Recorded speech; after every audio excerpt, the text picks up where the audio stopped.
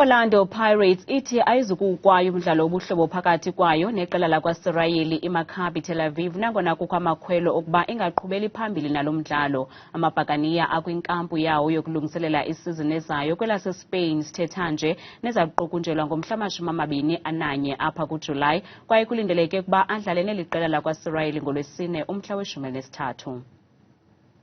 Ezikamagebhula zigqibe isizini ka-2022-2023 zikwindawo yesibini kwilog ye-DStv Premiership, kwaye sithetha nje zikwilizwe laseSpain, nalapho ziza kudlala imidlalo yobuhlobo emithathu namaqela aphuma kumazwe abohlukeneyo naquka iMaccabi Tel Aviv ngolwesine lona siya kuyo.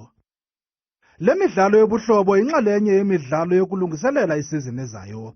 Amabhakaniya afumene amakhwelo kusithiwa makawukwaye umdlalo wawo neli qela lakwa-Sirayeli.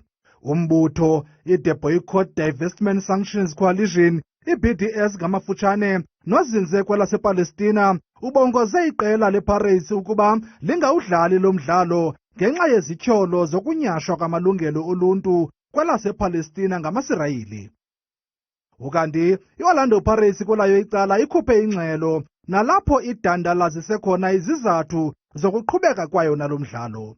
IPirates ithi ingawurhoxisa lo mdlalo kuphela xa ngabe kutsho urhulumente weli, iSAFA, iFIFA okanye ilizwe laseSpain nekulapho baza kudlalela khona lo mdlalo wobuhlobo.